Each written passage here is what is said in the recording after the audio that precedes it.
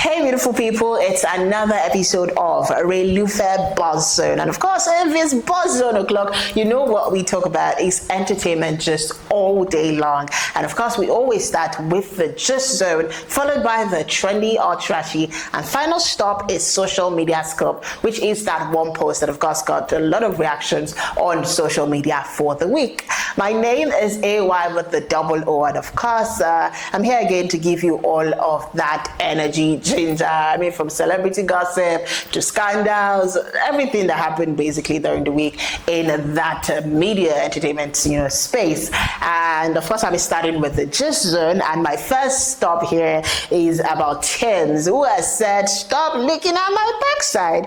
All right, Afrobeat star Tems is shutting down body shamers after a recent performance at Roots Picnic in Philadelphia sparked online debate about her physique. Some people have said that, oh, she got her body done and now everything has gone and all of that. And people were just talking about the size of her backside. Literally, some are claiming that she actually doesn't have a big ass, that she only has a big laps. Others are saying, oh, she has lost weight, so everything would come down. Now, Tems saw the comments and she took to social media to voice her frustration. Now, she told critics, "Move from my bum." And she's literally saying, for the first time in 7 years, I haven't talked about it, I'm not one to do this, but literally like move away from my body. And I think that it's high time that as much as these people are celebrities, as much as they've opened because of the place that they have, the position that they are in the industry, in the world, in the country, they have exposed themselves to some sort of controversy, online. But at the same time, I must say that we should respect people's privacy, people's body. I don't think Tems is one to put herself out there or to expose her body, or what have we. So I think the least that we can do is be nice with our comments. When she was big, I see a lot of comments like, oh, she's not so sexy because she can't put herself out there the way maybe, and she has been compared so many times to Ira Star, to Tiwa Savage, to a lot of people who are slimmer, who are the supposedly sexy ones. And now she has lost some weight, and you're still talking about the fact that, oh, her backside has reduced and now she has laps. It is frustrating, and if I was in her shoes, I think I'd do the same. I think people should just let it go, really.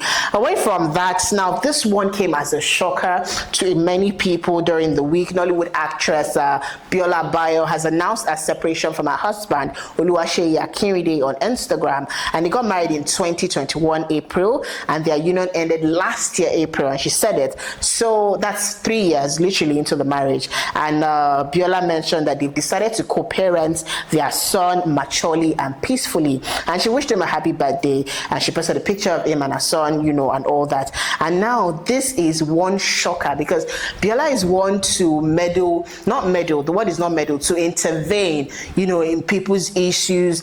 She's more like a problem solver, and she has done a lot of that with our via social media page and all of that. Abiola revealed that she's been crying herself to sleep, for the past 14 months, and she has wished her ex-husband well, and she said this peace that she has is better, than being in that marriage, sucking up and crying. And I just wish her strength, in all that she's going through, really. And a lot of celebrities also took to Instagram to post that picture and, say a word of prayer, of course, for her. I mean, it's a long time. It's over a year now of separation, and she's just coming to put it out there. I think now she's I'd say that she feels like the weight is lifted off her and she can put it out, but of course trust that she'll get a lot of criticism and all of that. So I think I wish her well, because those comments would rush in her comment section, and I hope that she's ready, because also people have talked about it that, oh, they help people with their own, but even the husband house, and possibly is just one of the many that would come and talk about it. Away from that, Jason and Njoku, I must say that it's been a while that I've heard from him. Mary Njoku, Nollywood actor, husband, Jason Njoku, and he's also the co-founder and CEO of Iroko TV. Some know, some do not know, and he has reflected on the company's $100 million investment in Nigeria's digital entertainment space, and he called it a costly mistake. I think he made money off Iroko TV. I don't, because when Iroko TV came out there, they were, for Iroko TV, you would have to pay on the app and all that. But at some point, even without seeing this news, I talked about Iroko TV and how I think that they did not step up sort of with their, because I feel like by now Iroko TV should be competing with likes of maybe Netflix, I don't know, but he has said, you know, that investment was a mistake, and he launched in 2011, and he once hailed as the Netflix of Africa. Trust me, I said it right. I mean, they can't compare it to, Iroko TV was good, you know, when it came out, they had a lot of staff working for them. I just don't know what happened with Iroko TV. I don't know if Iroko TV is still Iroko TV, but he struggled to gain traction in Nigeria due to economic instability, and I must say that Nigerians, we do not appreciate our own. If Netflix asked people to pay 25,000 naira to subscribe to movies, would value that over saying Iroko TV saying pay 3K or pay 4,000 naira. Even a lot of these platforms that are for Nigerians, some of us find it difficult to pay to watch movie on them because we do not appreciate our own movies. That's it. That's what I think. All right. So Joko admitted that the company spent its first decade operating in full survival mode, generating revenue but also burning through capital. And he said the harsh environment for streaming in Nigeria, including a volatile currency and inconsistent broadband infrastructure, made building a subscription-driven platform extremely difficult. Iroko TV eventually exited the Nigerian market in 2023 after years of diminishing returns. I didn't even know they were out of business, but I mean, I would always, you know, want to find out what was happening with Iroko TV. And Njoku believes that streaming wasn't the right model for Nollywood, and that content creation and distribution would have been a more successful approach. I think I agree with him there. All right, away from that story, Nigerian singer Simi has asked fans to stop calling her daughter Duduke. I think because she sang that song when she was pregnant with her only child, you know, Danger, and I think that, you know, literally, even pregnant women so I hear people say things like, when they see pregnant women, they say, you have Duduke or something. I don't know. What is this language or term that you have given to, you know, to pregnant women, and now you're even extending it to Simi? I didn't even know that they were calling her child Duduke.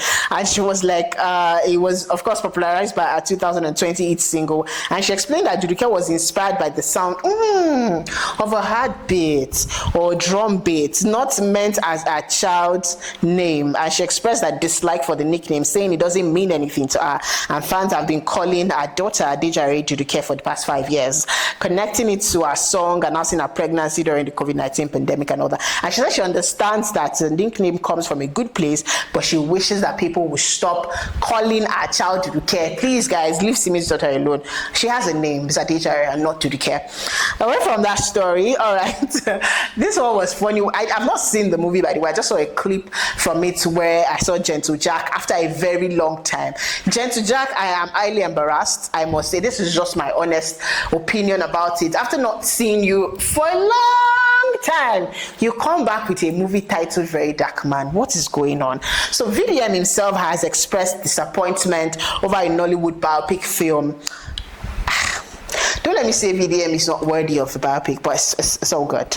All right, about a biopic film, because you are the ones that have given VDM the energy to talk about this. Now, he has talked about his disappointment over a Nollywood biopic film about his life titled Very Dark Man, or Very Dark Black Man. You know, they even gave it his full, you know, accolades without his involvement. The film starring Gentle Jack has gained over 103,000 views on YouTube since its release 4 days ago. Now, I must say that William is only coming to talk about it because this movie has gained traction. Because in a situation where so many Yoruba Nollywood movies have done biopics about people or things that are trending, don't be shocked that they've done a movie titled Duduke and nobody has come to talk about it. But because it has gained traction now, Very Dark Man wants to talk about it. You don't ask people for their permission before you talk about them, before you talk about things that you don't know about them. But suddenly, you want Gentle Jack to come and ask for your permission before, you know, starring in a movie. I don't really understand it. But of course, he felt that Gentle Jack should have reached out to him first for a more accurate portrayal of his life. Do you have an accurate information of people's life, of people's stories, when you, Very Dark Man, sit in front of the camera to talk about it? I'm not a team Very Dark Man or not. I go to celebrity or something, I I'm indifferent about him. Really, I don't care much. All right, away from that, okay, this one, I just want to believe it's a joke. So I saw a video where a man was in a church talking about the fact that he's Wizkid's biological father. And of course, the video has gone viral, and there's mockery, there's disbelief on social media. People have dismissed the claim as clout chasing. And some people are wondering, that who are Wizkid's, or who is Wizkid's, actual father. All right, Wizkid's biological father that we all know is Alhaji Balogun. He's a respected Muslim and a former politician in Lagos State. All right, I think that's all there is to it. But the man is unknown, really. I must say that his claim has been overshadowed by the love and respect that Wizkid's fans have for Wizkid's real parents. So I think it's something that would go off after a while. I don't think it's something that holds water, because how do you just sit and say, yes, Wizkid is not even Davido's friend to start with. And I remember him saying that, yeah, Wizkid, Davido's friend. All right, and of course, a final stop here. Nollywood actor Etim Effiong, I feel like he just keeps putting himself in one controversy or the other surrounding his relationship with his wife, relationship with women, and all that. And I think he needs to change that narrative or put a stop to it. He looks good, but of course, he's not the most handsome actor in Nollywood. He's not the first, he will not be the last. So I think he needs to tone down the narrative a bit and focus on his career. Talk more about your movies, talk more about what you do. Let people see what you do away from the lover boy that loves to kiss. It's not a bad thing to be stereotyped, but if you dwell on a stereotype for too long, I think it just drifts or takes you away from your career, sort of. All right, so it was in a podcast, or an interview with Chidi, where he talked about being a womanizer in his younger years, admitting to dating multiple women at the same time, and he described that phase as a period of learning. But he has warned young men against repeating the same mistakes. I would not necessarily call it a mistake, or I would not want to put it as a mistake. I would say that everybody has to grow, and everybody has like a learning period. He has learned from that mistake. So I think it's okay to allow people to make mistakes. How do you tell a man, oh, don't date multiple women, after you have done it and there are speculations that you are still doing it? All right. And according to him, he said commitment is a muscle that must be built, and jumping from one relationship to another won't automatically change when you get married.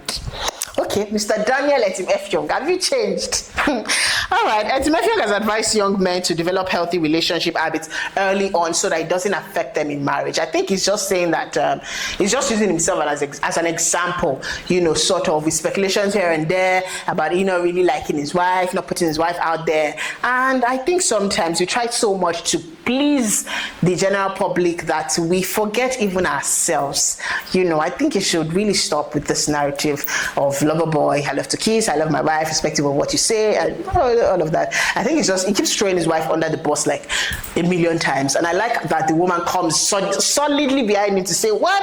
Mr. Etim Effiong, you are my husband. She says that with so much confidence. And I must say that I commend her bravery. And she's also, doing good for herself in the media space, I must say. Congratulations to them, by the way. And of course, that's it with the Gist Zone. Next up is trendy or trashy. So for trendy or trashy, I want to come for the Ote people, or Ote, or I don't really know how it's pronounced, but it's ALTE, and I think it's a short form for alternative fashion. And I think that these people, now don't come for me, it's just what I think about it. But of course, I'm going to leave it open to you, the viewers, to drop in the comment section if you think it's trendy or if you think it's trashy. So I see a lot of people, I think, just put things that don't even add up together and still call it, oh, this is Ote, this is Ote. You see them with tote bags, you see them, their females look more like cross-dressers, or, they look like, to me, it's more like cross-dressing, but in a tush way. So, when you you make it funky. You're cross-dressing, but you're making it look funky, or you are weird dressing. If there's something like that, they literally have funny brow colors. You know, they just have, I really can't explain it, but they look like some teen LGBTQ, you know, going on there, and it's called Ote now. It's alternative fashion, something, I don't know the idea behind it. I've not really researched about it, but of course I want to get your opinion on it. Do you think it's trendy, or do you think it's trashy, or do you think it's just a way or an excuse for people that just put anything together? You know, there's a way that you get to your wardrobe and you're like, okay, I'll just make it look like what I've said it to myself before, like, I think if I wear this and this and this, and they ask me, I'll say it's okay. You know, what's your take on it? Do you think it's trendy, or do you think it's trashy? And I've seen a lot of okay weddings now, and that's where this is coming from. I literally saw the groom and the bride looking like they were getting married in 1914 or 18s, and it looks really weird. Maybe not so bad, but it was just, I didn't know what it was giving. It was giving more of I